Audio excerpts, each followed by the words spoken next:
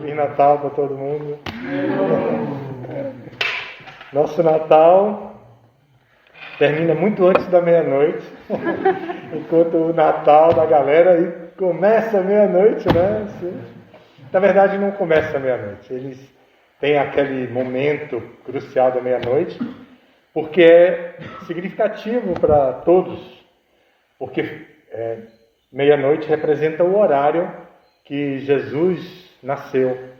Nasceu de uma maneira tão simples, que é exemplar para a vida simples que todos nós entendemos. Pelo menos é um estímulo, mesmo que não seja o exemplo de nascimento, assim, né? Ainda assim, a ideia da simplicidade está inteiramente de acordo com a filosofia da consciência de Krishna, que promove a diminuição da complexidade e da contemplação dos objetos dos sentidos para restringir o desfrute sensorial, o gozo dos sentidos.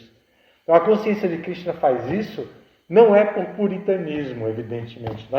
Nós temos experiência que não é para nos privar de algum prazer. Faz isso para nos favorecer a vencer a barreira que o gozo dos sentidos estabelece contra o desenvolvimento espiritual. Por isso, na proposta do sistema Varnashrama, o gozo dos sentidos é distribuído dentro de uma proposta ideal de 100 anos de vida.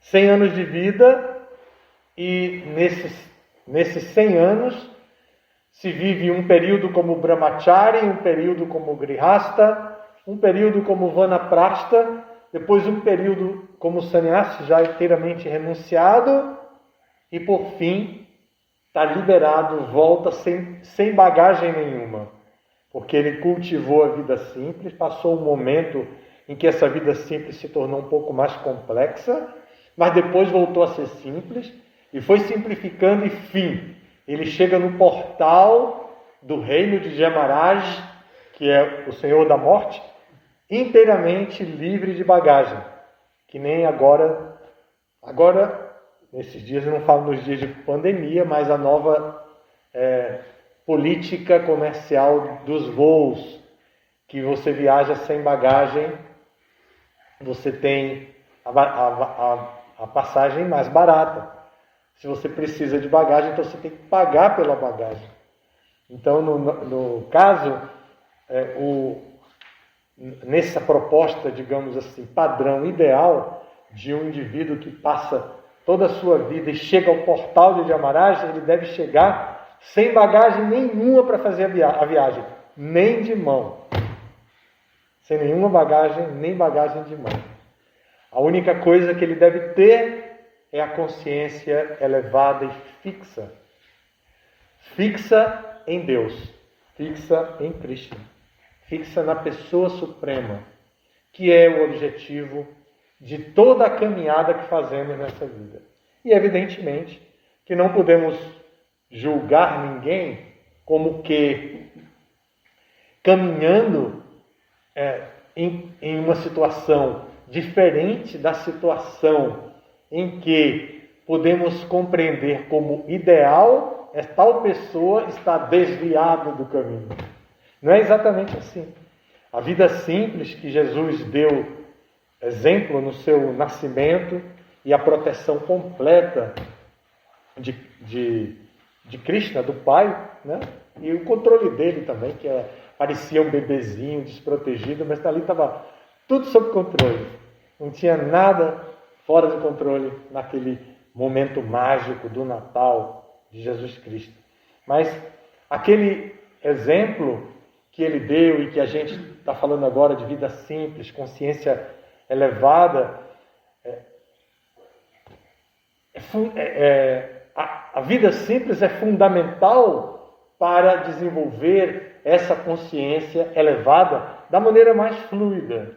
Caso contrário, com a contemplação dos objetos dos sentidos, de acordo com Krishna, a Bhagavad Gita, capítulo 2, verso 68, Krishna vai dizer que da contemplação dos objetos dos sentidos surge o apego. E aí dá confusão. Quando a gente se apega a situações, a pessoas, a coisas, quando a gente cria apegos de todas as naturezas e traz para dentro da nossa personalidade, da nossa natureza, e a gente chega a se identificar dizendo, mas esta é a minha natureza, eu sou assim. Então, formado por toda aquela rede de apegos, né? E essa rede de apegos não para por aí, né? Porque da contemplação surgiu o apego, mas não para no apego. Se parasse no apego, era até fácil do controle de danos, porque daria para criar uma vida com um determinado grau de apego, consciente, inteligente, mas não para por aí, infelizmente. Do apego se desenvolve a luxúria. A luxúria, nesse contexto, é o desejo ardente de desfrutar daquilo que você está apegado porque você sonhou com aquilo e contemplou aquilo. Então você sonhou, contemplou, se apegou e agora você quer desfrutar. É a luxúria. Então a luxúria vem dessa forma. E por aí vai. Eu não vou descrever tudo que o Bhagavad Gita fala sobre todo o processo, mas o processo leva a pessoa a se enredar cada vez mais em atividades que geram reações. E essas reações, quando chegam, geram novas atividades e novas reações.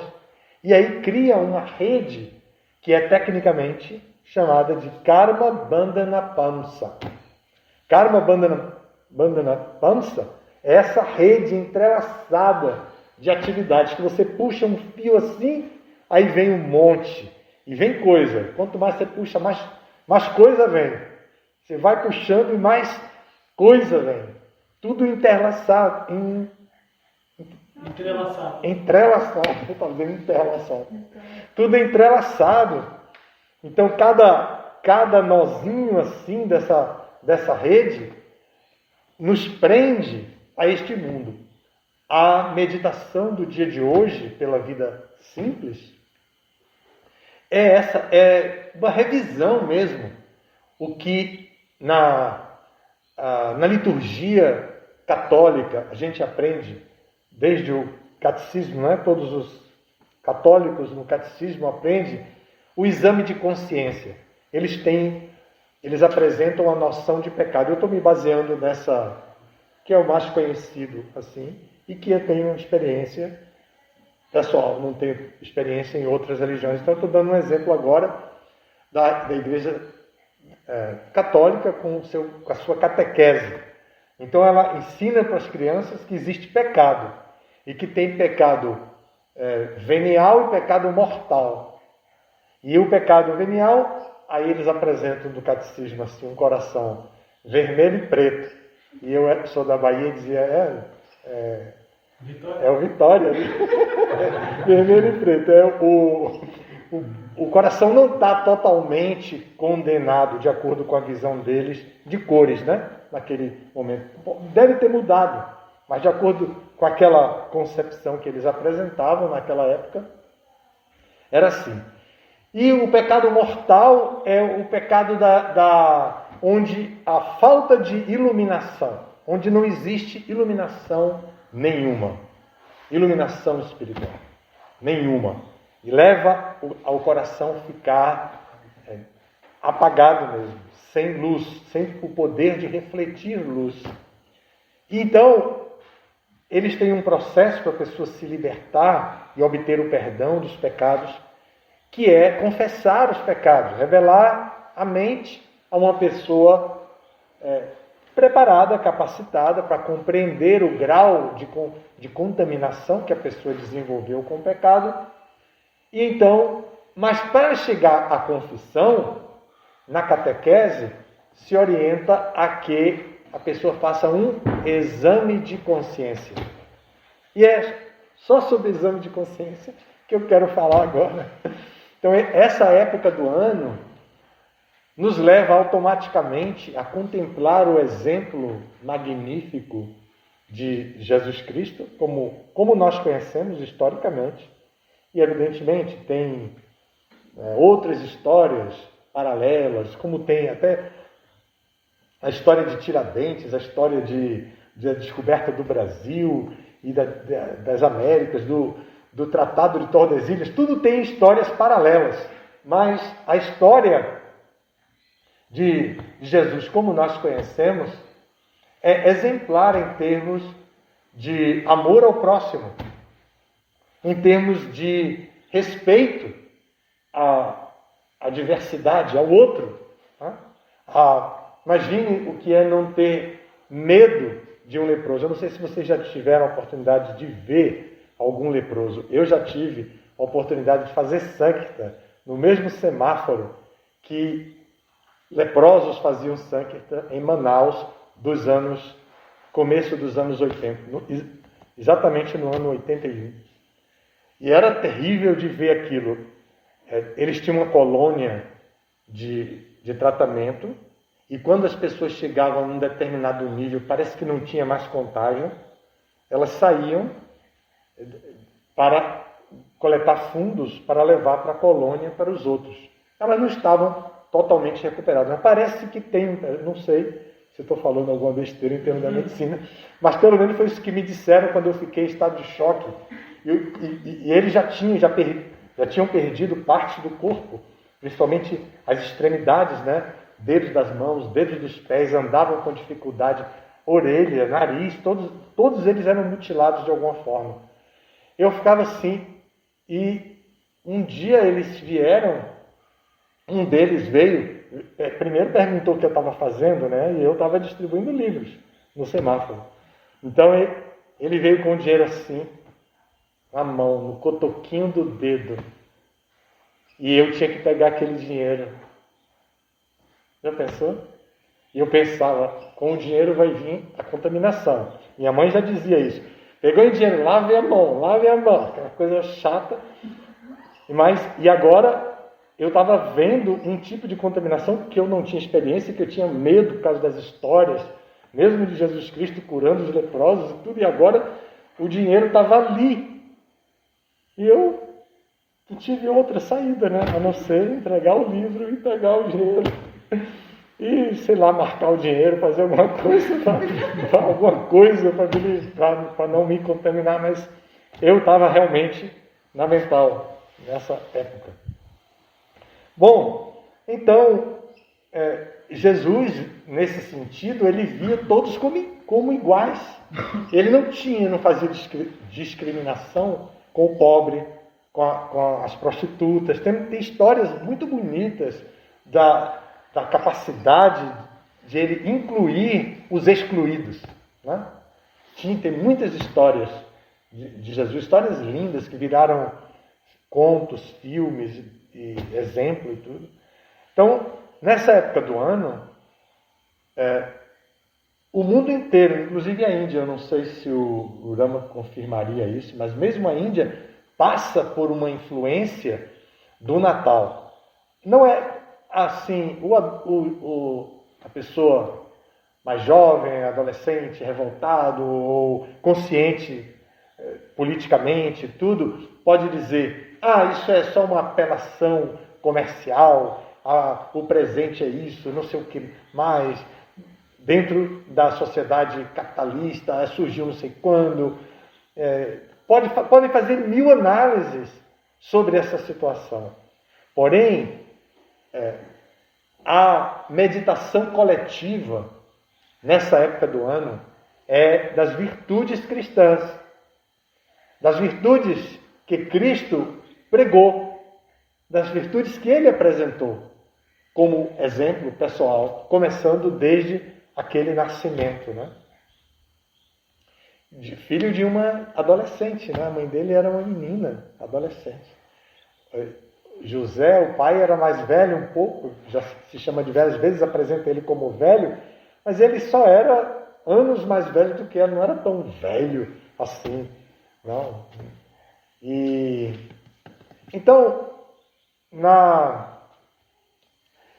nessa época do ano, nós ficamos inclinados a olhar o outro, buscando no outro a luz divina, a presença de Deus.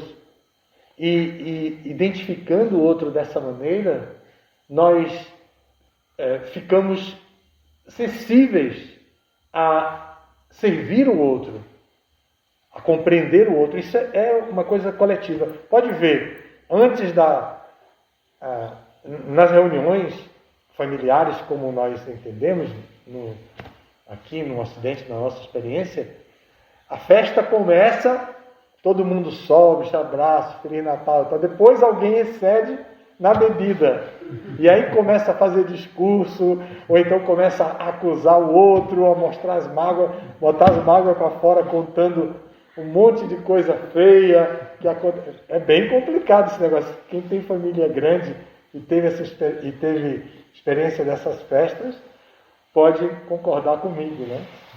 Bom, mas, de uma maneira ou de outra, nós, devotos, também ficamos tocados com a semelhança do espírito crístico e da consciência de Cristo, da bondade, da caridade, da fé, da esperança da salvação, né? Da esperança de voltar ao mundo espiritual, do entusiasmo que Rupa Goswami nos fala, da determinação firme. Todos nós, devotos,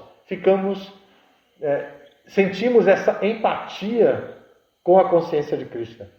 E lamentamos, às vezes, entre nós, muitos lamentamos por que Prabhupada não introduziu a adoração a Jesus Cristo e essa relação com Jesus. Antes de vir para o movimento Hare Krishna, eu tive uma experiência com a Self-Realization Fellowship de Yogananda. E Yogananda, no altar dele, tem a figura de Jesus e tem a pregação sobre Jesus. E aquilo para mim foi assim, legal, um alívio, né? Eu vinha de colégio de padre e coisas assim, então eu vi aquilo, me senti completamente à vontade. Foi aí que eu comecei a ter contato com essa cultura védica, a cultura que chegou até nós vindo da Índia e tudo mais. Depois, quando comecei com a consciência de Krishna, já no movimento de Prabhupada, então eu vi que não havia a mesma, que Prabhupada não tomou a mesma atitude de Paramahansa Yogananda. Então, que não tínhamos um trabalho exatamente para trazer as instruções de Jesus Cristo. Mas víamos que, como o Prabhupada falava dele, como filho de Deus, como um Shakyaveishavatara, como uma pessoa dotada de poder para dar a consciência de Deus. E, de repente, começaram as festas de Natal. E, pelo menos no Brasil, foi assim, não foi instantâneo que começou a festa de Natal no movimento. Foi quando o movimento começou a crescer mais, quando tinha mais famílias favoráveis à consciência de Cristo. Muitos pais visitavam, muitos amigos visitavam em dias de Natal. A gente começou a inventar, fazer cartão de Natal e mandar com dizeres sobre Cristo e tudo. Naquela época mandava-se imprimir cartões adequados assim, com mensagens, e a gente mandava pelo correio. E a gente começou até a fazer ceias de Natal. E como hoje, e nós temos o prazer de receber convidados de fora da fazenda, né? Dava-lhe prêmio que estão fora da fazenda e fora da sala do templo. O André e a Rosane, a Dishpari, o Ananta Vasudeva e Kunti, e o Jonathan, o Saradeva, que está de volta ao Brasil, trazendo tanta alegria para a gente. Então, e até no caso aqui da família Vrajadama, até eu sou de fora mesmo. Estou aqui de Linguaru, eu sou da família do Guru Krishna, que fala muito. Mas estamos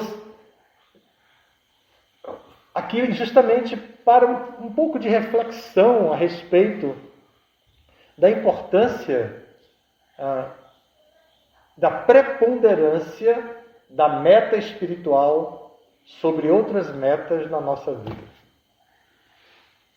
Talvez essa seja a reflexão. Eu fiquei bem impressionado, até perguntei ao Davali, porque ele mora em João Pessoa e a família dele mora em Fortaleza.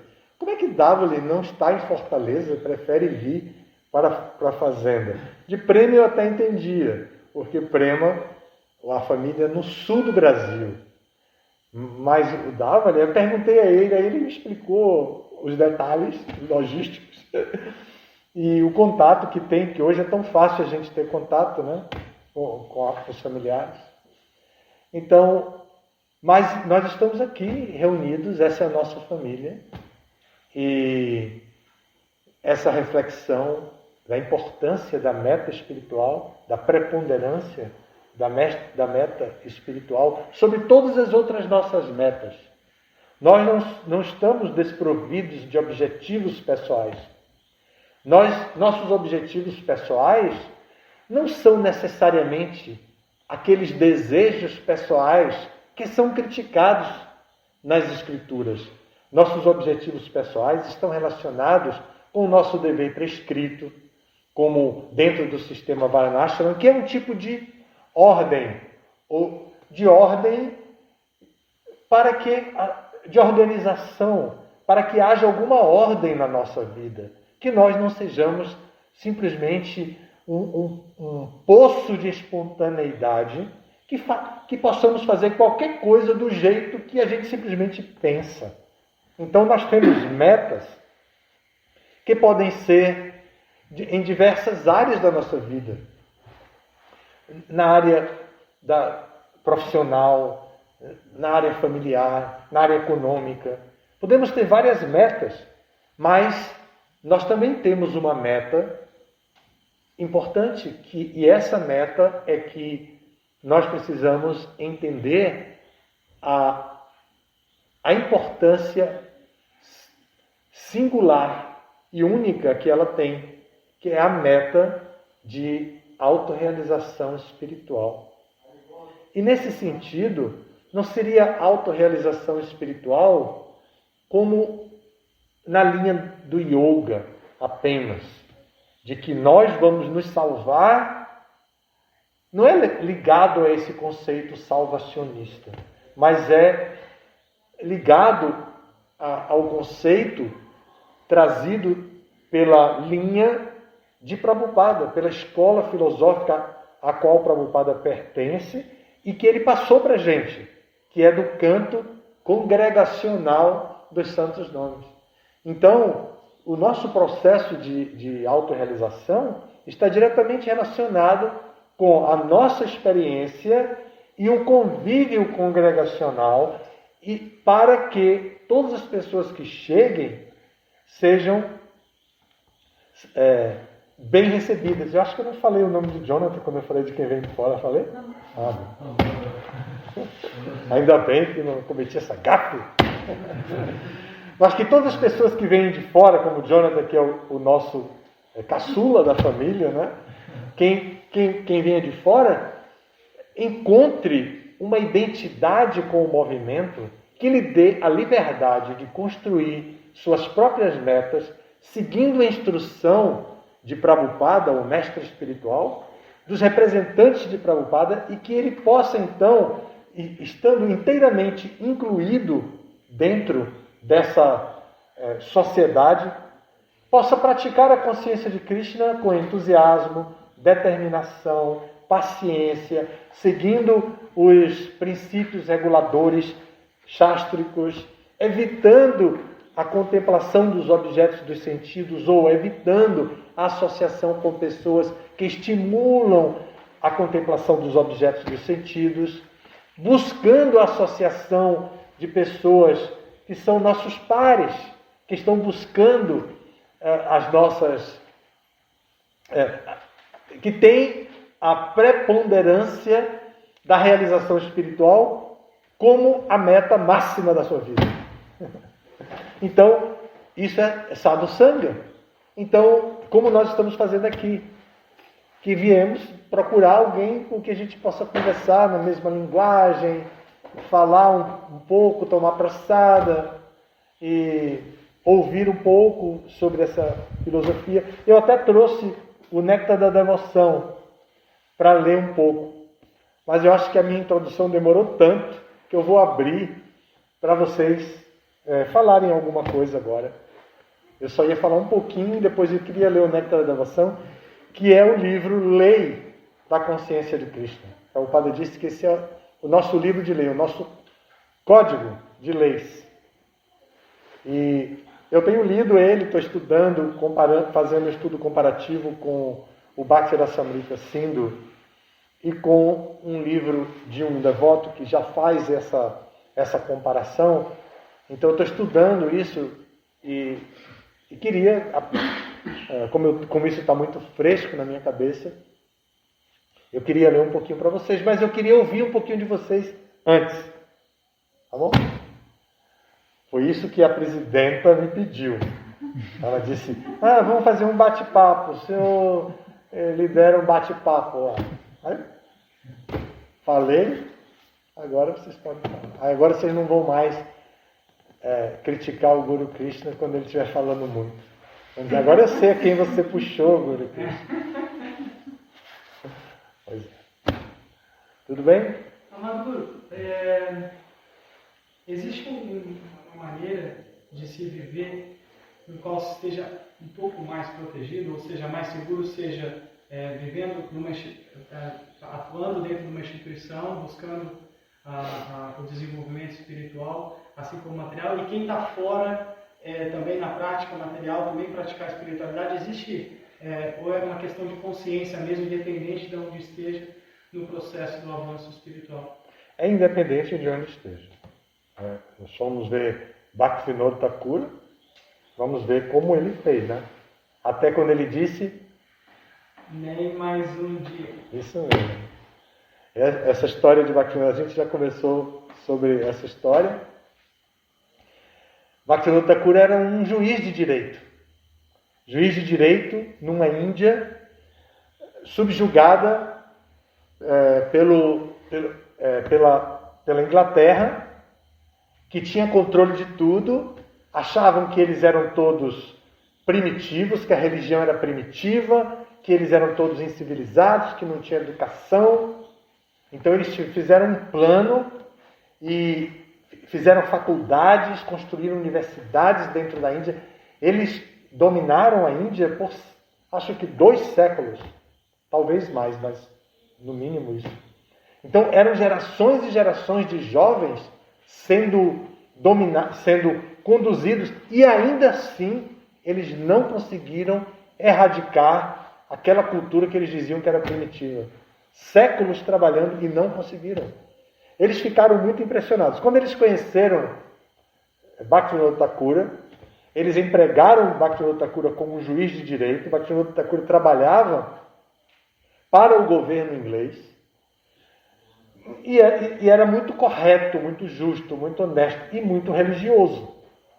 E Bhaktivinoda Thakur foi treinado em escola escocesa, estudou o cristianismo, estudou tudo, sabia tudo aquilo.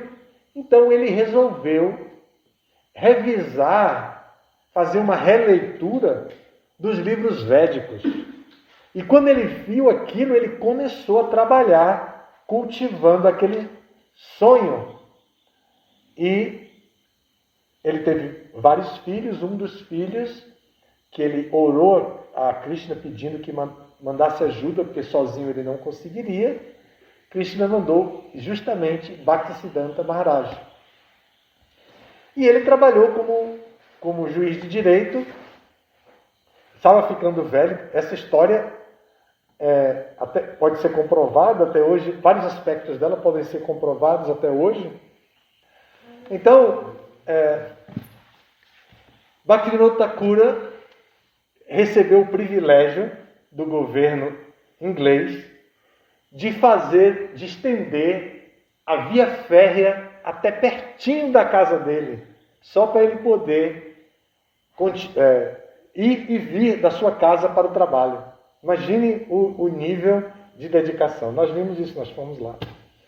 Então, quando ele chegou o dia dele se aposentar, perto dele se aposentar, os chefes dos departamentos públicos se aproximaram dele e pediram que, por favor, ele permanecesse mais um tempo. Ele já tinha direito de se aposentar, mas ele era um profissional tão qualificado que, por favor, ele ficasse mais. Aí ele fez... Nem mais um dia. Ele disse, nem um dia mais. Nem um dia mais. E se aposentou e foi se dedicar à sua vida. Ele está no nosso altar. A gente pode ver, está ali também, é o terceiro. Talvez Rosane e André possam ver. É o terceiro da parede. Tem a Mataji do lado de cá, depois tem Bhaktisiddhanta, tem Goura, Shora, depois tem Bhaktivinoda Thakura. Ele está ali já como um Babaji. Não usa mais a roupa de magistrado nem nada. Ele está só de gancha naquele lugar que a gente foi. Aí é aquele lugar mesmo. Por trás dele, lá atrás, que parece uma ilha, depois do rio, ali foi construído então o templo, foi construído a Mayapur Chandrodaya Mandir. Esse é o lugar onde ele está aí nessa gravura. É o lugar na beira do rio Ganges, onde do outro lado, acho que não é Ganges, é outro rio. Jalang. Então, assim, não há uma necessidade absoluta. Porém, a pessoa deve fazer uma avaliação constante sobre os seus pontos fracos e sobre os recursos usados por Maya para enredá-la. Porque Maya não vai desistir de enredar quem quer que seja, qualquer alma corporificada dentro desse mundo está sob jurisdição de Maya. E Maya não vai, de jeito nenhum, desistir dessa pessoa. Então a pessoa deve ter uma autocrítica, assim, né? Agora, e dar prioridade à sua vida espiritual, porque ela deve ser a meta máxima que ele deve correr atrás para chegar no portal do reino de Yamaraj livre. Aqui na linguagem cristã, já que hoje é dia de Natal, chegar lá até São Pedro, né? Quando chegar em São Pedro, como a Igreja Católica diz que São Pedro tem a chave do céu, né? Nossa ceia não é meia-noite não, mas é 7h30, não é 6h40, nem 15 para 7, 7h30. Então dá para a gente conversar mais. Temos tempo, não é? Sim, temos tempo. O que vocês querem falar?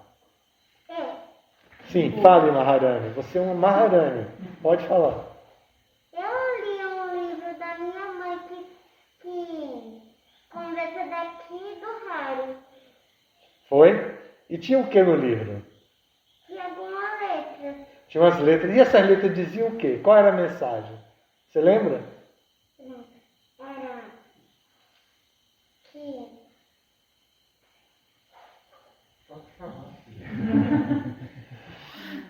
Que Krishna é o verdadeiro Papai do Céu. Papai do Céu. Aê! Era isso que estava lá no livro. Eu também li esse mesmo livro, viu?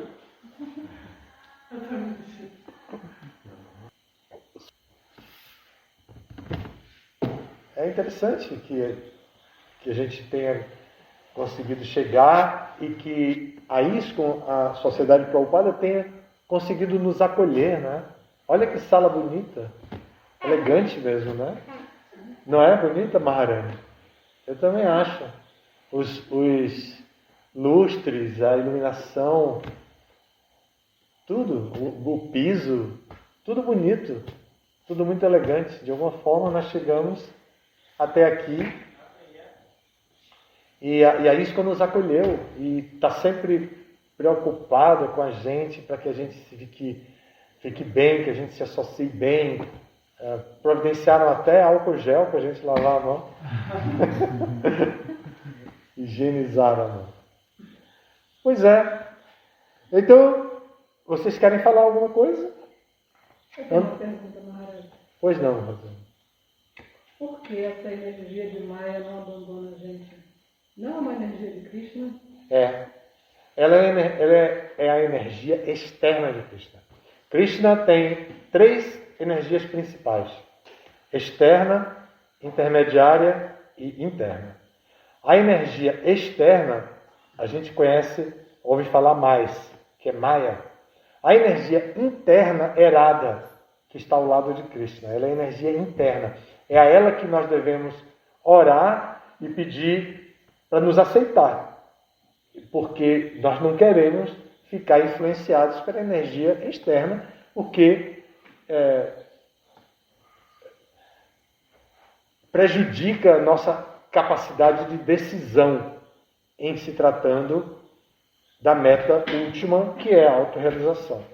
Nós somos energia intermediária, chama Tatastha Shakti.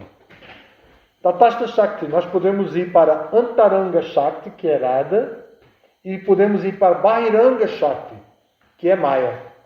Nós podemos fazer essa escolha. E Krishna vê essa situação e respeita. O mundo material está sob os cuidados de Maya. E o mundo espiritual está sob os cuidados de Radha. Então, para nós, agora nós já estamos aqui, no mundo material. Então agora nós estamos sob os cuidados de Maya. Nós precisamos fazer um acordo com Krishna para sair da influência tão assim, direta demais. Só que nós precisamos entender que este não é o nosso lugar definitivo. Nós estamos aqui temporariamente. E porque estamos aqui temporariamente, os nossos planos aqui devem ser simples. Devem ser coisas simples, de organizar a vida de uma maneira muito simples, porque não vamos ficar muito tempo aqui. Então, a gente faz tudo da maneira mais simplificada, com alegria, com satisfação, com senso de responsabilidade, mas sabendo bem que aqui não é o paraíso, jamais será. Nesse ponto, nós temos um pouco de diferença da teologia cristã, que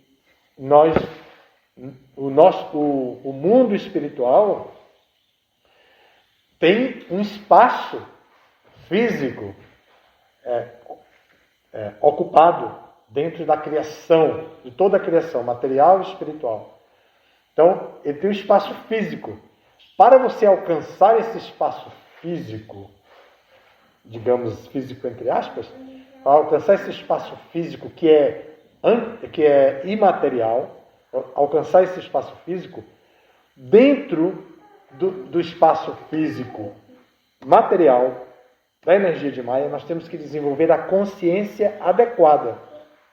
Porque com a consciência adequada, baseada na proatividade para o serviço devocional, nós vamos transitar pelas orientações de Radha no serviço devocional e tal.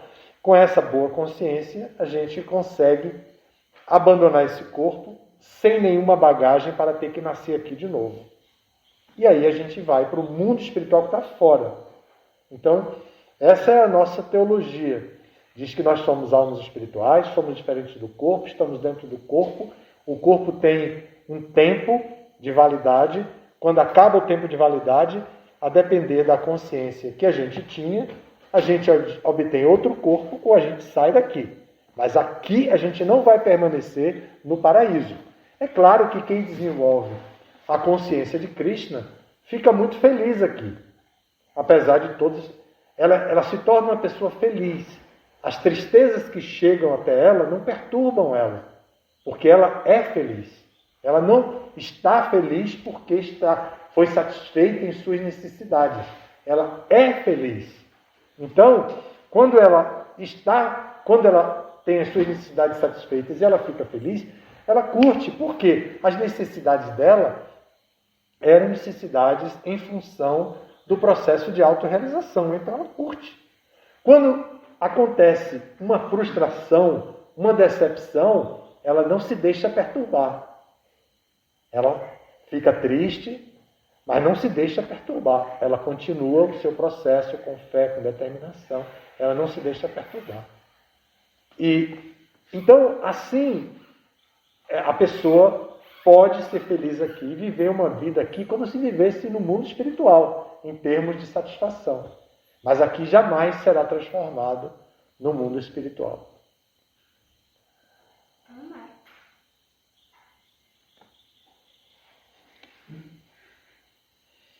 Ok? Tudo bem? Maya é essa energia poderosa de Krishna, ela está no lugar dela, ela está no habitat dela. Nós é que não estamos. Nós tentamos nos ajustar, mas não estamos. Nosso habitat original é o mundo espiritual. Quando a gente desenvolver essa consciência e a gente voltar para lá, a gente vai estar plenamente satisfeito, sem saudade, sem rancor, sem ódio, sem mágoa e completamente dedicado ao serviço devocional. E esse é o tema do Néctar da Devoção. O serviço devocional é o tema disso, é a ciência completa da Bhakti Yoga. Esse livro é tão importante, o tema dele é tão importante para um devoto, que Prabhupada, preocupado com a sua idade, com a sua saúde, e pensando que não daria tempo de ele traduzir o Bhakti Rasamrita Sindhu de Rupa Goswami, o autor do livro original, ele disse, vou fazer um resumo.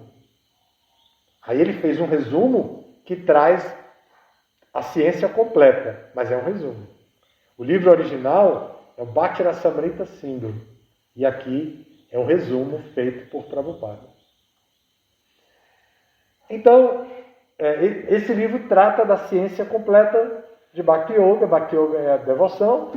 E Prabhupada disse que esse é o livro de lei. Nele tem vários estímulos à nossa compreensão científica a respeito do nosso processo de autorrealização e como nós devemos atuar para transitar por esse processo com menos problemas. Ele nos esclarece isso. A segunda parte dele trata dos passatempos de Krishna.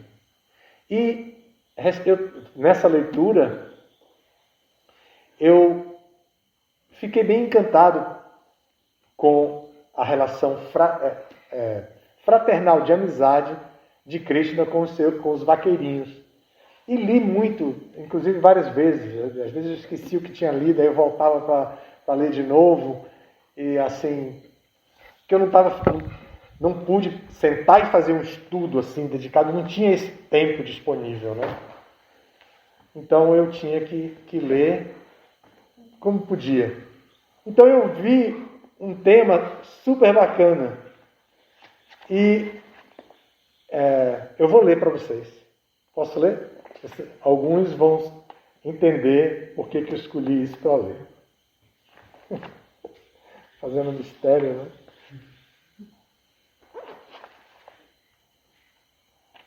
Aventuras amorosas fraternais. É no campo de Krishna Shakad, os amigos de Krishna.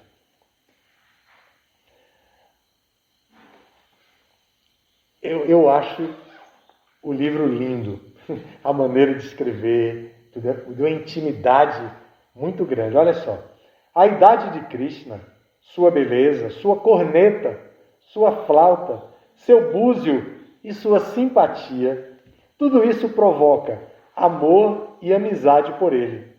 Suas excepcionais habilidades de brincar, manifestadas muitas vezes quando ele finge que é um príncipe real, ou até mesmo a suprema personalidade de Deus, também concedem impulso para os devotos desenvolverem amor por Krishna em amizade. Observem que aqui ele diz, quando ele finge ser um príncipe e quando ele finge ser a suprema personalidade de Deus. Por quê? Porque os pastorzinhos de vacas, os amigos dele, de Krishna, são todos almas espirituais especiais que vieram do mundo espiritual para esse mundo só para realizar esse passatempo com Krishna. Então, para que tudo acontecesse de uma maneira mais natural possível, Krishna importou Yoga Maya, que é o tipo de ilusão que predomina no mundo espiritual, que é a intimidade com Krishna. Então, Krishna trouxe aquilo e encobriu cada menino. Você não vai lembrar nunca que eu sou o Krishna, a suprema personalidade de Deus. Você vai me tratar como amigo.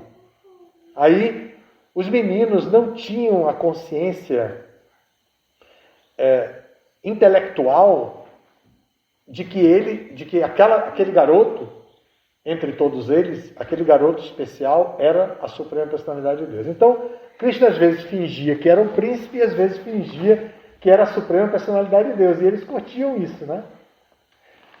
Intelectualmente, porém, toda a consciência de Krishna eles tinham plenamente desenvolvida. O amor, a amizade, os sentimentos, toda a afeição por Krishna, era tudo plenamente desenvolvido. Só eles só não sabiam quem eles estavam amando. Isso se chama Yoga Maya. Bom, os sábios eruditos dividem a idade de Krishna em 3 períodos. O período até 5 anos chama-se Kaumara. O período dos 6 aos 10 anos chama-se Pauganda. E o período dos 11 aos 15 anos chama-se Kashora. A fase em que Krishna passa seus dias como um vaqueirinho está dentro das idades Kaumara e Pauganda. Na idade Kashora, quando Krishna apareceu em Gokula, ele agiu como um vaqueirinho. E depois, quando tinha 16 anos, foi para Mathura a fim de matar Kamsa. Nessa idade, Krishna era filho adotivo de Yashoda e Vasudeva, ou Yashoda e Nanda Maharaj. Mas ele era filho biológico, entre aspas, de Devaki e Vasudeva. Então, quando ele ficou aos 16 anos, ele saiu da casa dos pais adotivos para conhecer os pais biológicos, tudo entre aspas aí, tá? Para conhecer os pais biológicos. Então, quando ele chega lá, ele tinha uma missão também, que era salvar os pais biológicos e matar Kamsa, porque era parte de uma das 3 razões dele vir a esse mundo, era essa, destronar Kamsa. Né? Então, a idade Kaumara é exatamente apropriada para ele corresponder ao amor de um filho com mãe Yashoda. No Srimad Bhagavatam, Shukadeva Goswami diz ao rei Parikshit: meu querido rei, apesar de o Senhor Krishna ser o desfrutador supremo e o beneficiário de todas as espécies de cerimônias sacrificiais, ele costuma comer com seus amiguinhos vaqueiros. Isto porque, naquela época, ele aceitou os passatempos de um menino comum, levando sua flauta debaixo do braço e sua corneta no lado direito do cinto, juntamente com sua vara. Na mão esquerda, ele levava um pouco de pasta de arroz com iogurte, e entre os dedos, um pilu, o rei das frutas. Quando se sentava assim entre seus amigos, parecia que ele era o verticilo de uma flor de lótus, que os amigos que o rodeavam eram as pétalas. Enquanto eles se divertiam dessa maneira, gracejando uns com os outros, os habitantes do céu enchiam-se de admiração e se limitavam a olhar fixamente para o espetáculo. Ou seja, desde aquela época não havia tanta privacidade, né? Agora a gente sabe que não tem mais privacidade nenhuma. Sabem tudo da gente, né? A teoria da conspiração, se vocês quiserem ouvir o Guru Krishna falar sobre isso, vocês perguntam a ele depois. Hoje não, que é Natal. Mas ele vai falar da teoria da conspiração aí à vontade. Mas, se hoje não tem privacidade, naquele tempo também, os seres celestiais olhavam, Krishna estava aqui, eles são devotos de Krishna. Então eles queriam saber os passatempos, eles ficavam olhando. Foi isso que acabou de dizer aqui o néctar da devoção. Se referindo ao Srimad Bhagavatam.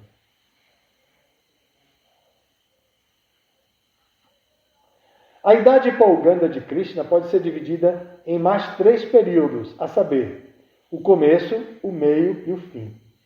No começo da idade Pauganda, há um belíssimo fulgor avermelhado em seus lábios. Seu abdômen é muito delicado e seu pescoço tem círculos como os círculos de um búzio. Sabe aquilo que tem no bebê? Que tem aquelas curvinhas assim, meio gordinho aqui, e tem aquela coisa? Os meninos gordinhos também têm isso, né? Então Krishna tinha isso, e por isso que diz que é como um búzio. O búzio tem essas divisões. Certas vezes, alguns visitantes de fora regressavam a Vrindavana para ver Krishna, e quando o viam novamente, exclamavam: meu querido Mukunda, tua beleza está aumentando gradualmente, tal qual a folha de uma figueira de Bengala.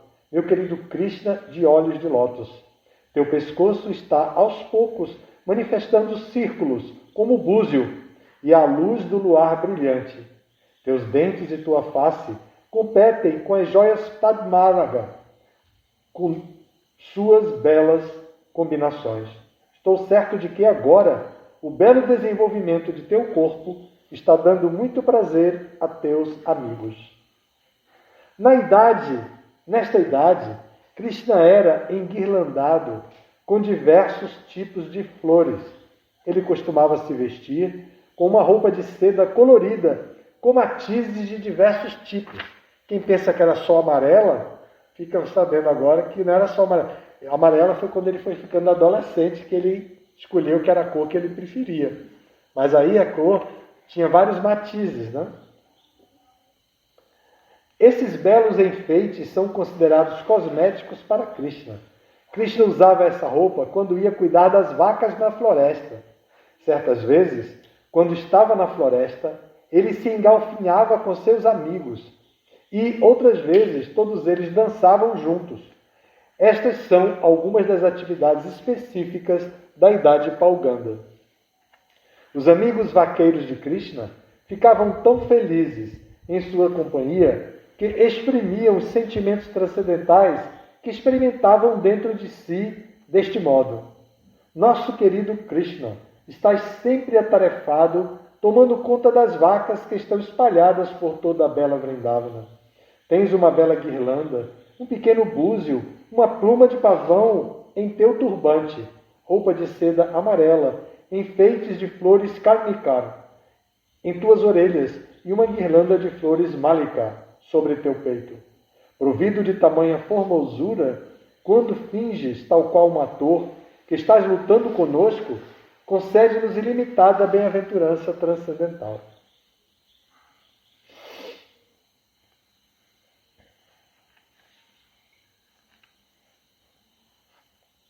Quando Krishna está mais crescido, no meio da idade de Pauganda, suas unhas tornam-se bastante finas e sua face bochechuda torna-se lustrosa e redonda. Nos 2 lados de sua cintura, acima de seu cinto, há 3 linhas distintas de dobras de pele, chamada Trivali. Os vaqueirinhos amigos de Krishna sentiam-se muito orgulhosos de se associarem com ele.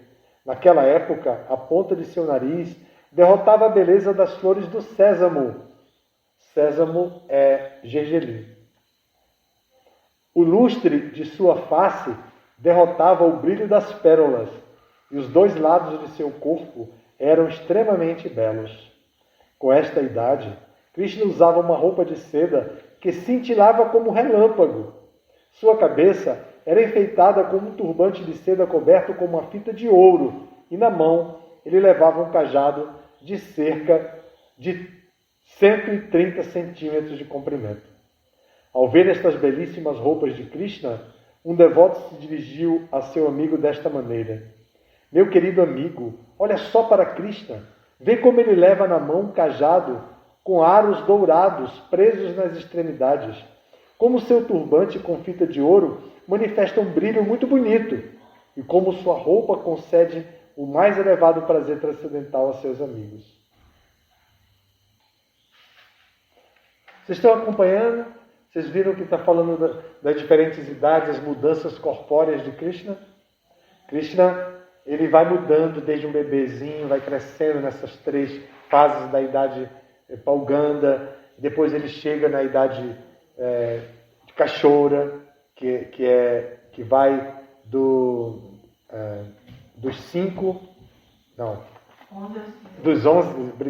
11 aos 15. Então, nessa fase, ele apresenta algumas características, atrai os amigos para determinadas atividades. Então, está descrevendo como Krishna se modifica até chegar nessa idade Kashora. Nessa idade, que é a idade da juventude, ele não envelhece. Por isso é chamado de Nava Yovana, sempre jovem.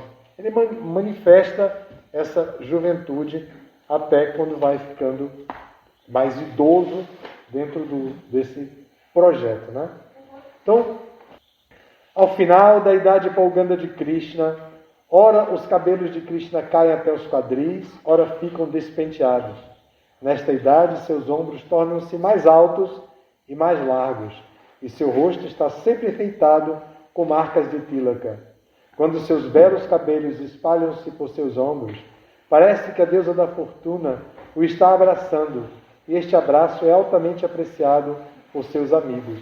Certa vez, Subala dirigiu-se a Krishna desse modo: meu querido Keshava, teu turbante arredondado, a flor de lótus em tua mão, as marcas verticais de tilaka em tua testa, teu almíscar perfumado com cúrcuma e todas as belas características de teu corpo estão me derrotando hoje. Embora, em geral, eu seja mais forte do que tu ou qualquer um de nossos amigos. Assim sendo, não sei como estas características de teu corpo não conseguem derrotar o orgulho de todas as mocinhas de Vrindavana. Se eu sou assim derrotado por essa beleza, que chance teriam aqueles que são por natureza muito simples e flexíveis? Os sintomas da idade Kashora já foram descritos e é geralmente nesta idade que os devotos mais apreciam Krishna. Krishna, com Radharani, é adorado como Kashora Kishori. A idade de Krishna não vai além desta forma de Kashora, e no Brahma Samhita confirma-se que, embora ele seja a personalidade mais idosa e tenha inumeráveis formas diferentes, sua forma original é sempre juvenil.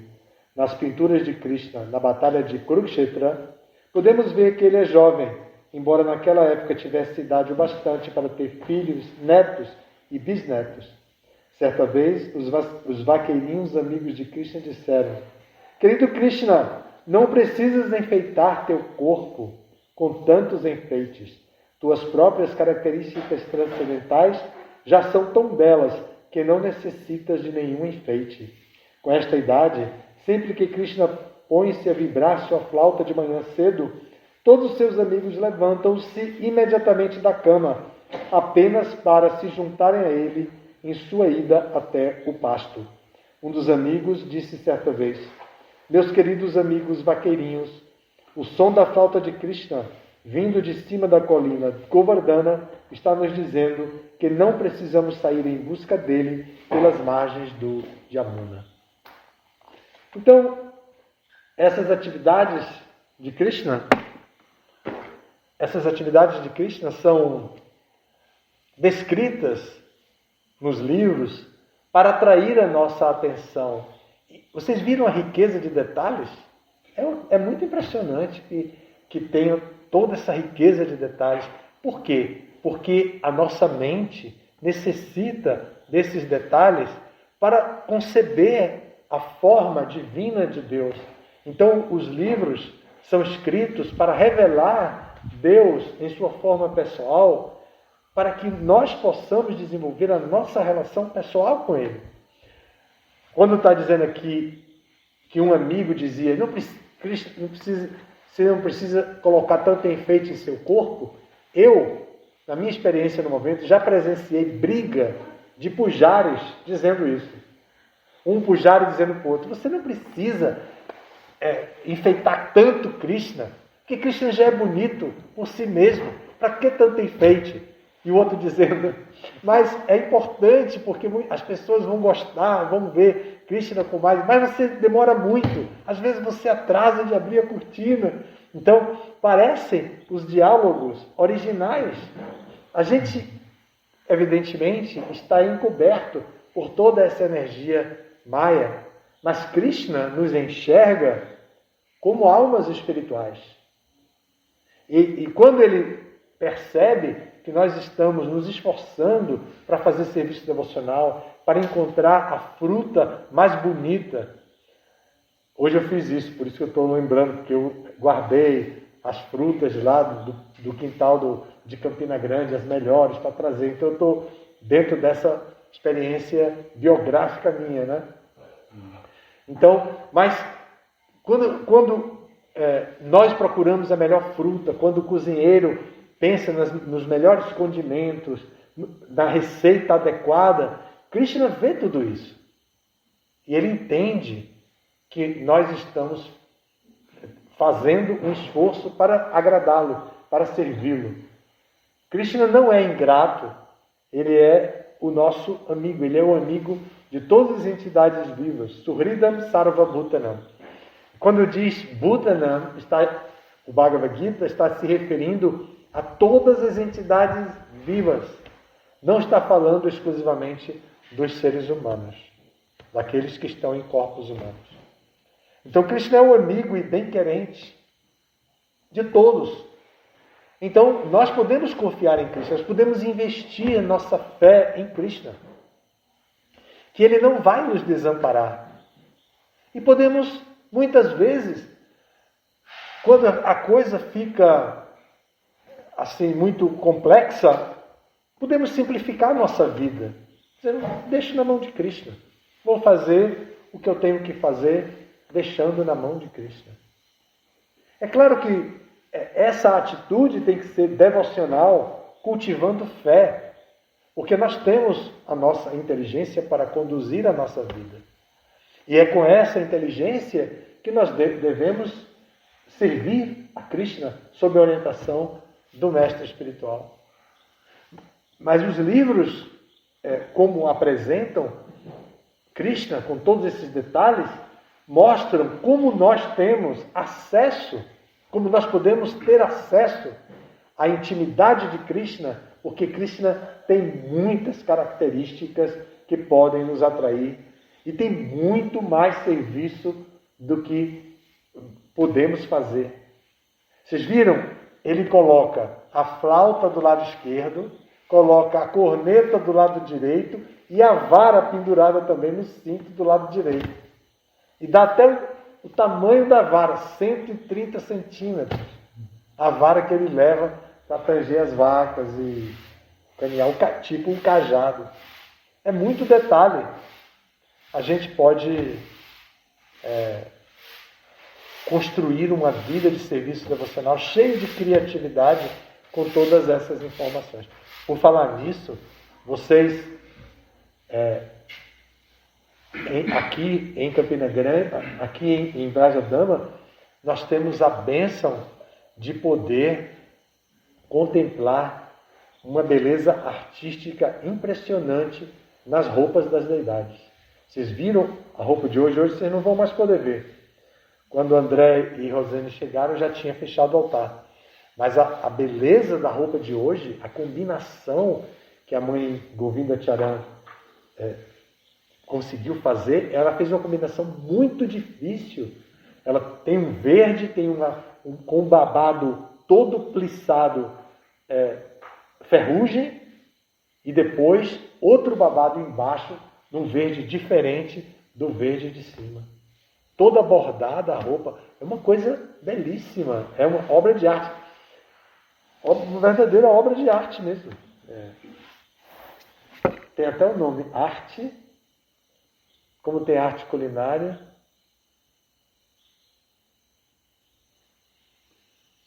Bom, de costura, né? Então, é muito bonito. E quando a gente contempla a deidade, que a gente olha os pés das deidades, vai subindo, vai observando o cinto e tudo, a gente vê, essas coisas estão descritas nos livros. Não é à toa que a devota coloca a folha,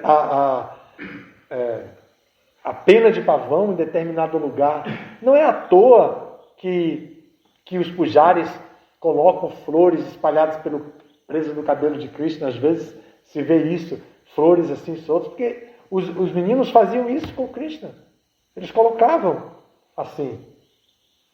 Eles acordavam cedo e iam para a hora de Mãe Yashoda dar banho em Krishna. Eles estavam lá presentes e perguntavam se podia ajudar. E Mãe Yashoda dizia, sim, pode, traga água. A água está muito quente. Não, põe água fria para ficar menos quente. E ela orientava os meninos assim. Escolha a roupa dele, está lá. Eu já escolhi a roupa ali em cima. Vejam um cinto de pano que combine com a roupa. Essa era a conversa. Às vezes os meninos pediam às mães para dormirem na casa de Krishna. E Mãe Yashoda deixava. Como tem mesmo isso em determinada fase pré-adolescente, as crianças pedem para dormir na casa dos amigos. E Mãe Yashoda fazia tudo isso, interagia com Krishna. Todas essas informações são dadas nos livros para conquistar a nossa criatividade, para que nós possamos nos relacionar em serviço devocional, discutindo a melhoria da adoração à deidade, a melhoria do serviço devocional a Krishna. E que nós possamos desenvolver esse apego pelo serviço devocional e tocar para frente até realmente alcançar a Krishna Prema. Mais alguma pergunta, algum comentário? Vamos parar aqui então, dar uma relaxada antes da praçada, que não vai demorar. E também ajudar a galera. A galera está ali arrumando o refeitório. Podemos ajudá-los. Obrigado. Feliz Natal para todos nós aqui. É um prazer poder estar com todos vocês. Recebi vários convites, menos de minha mãe.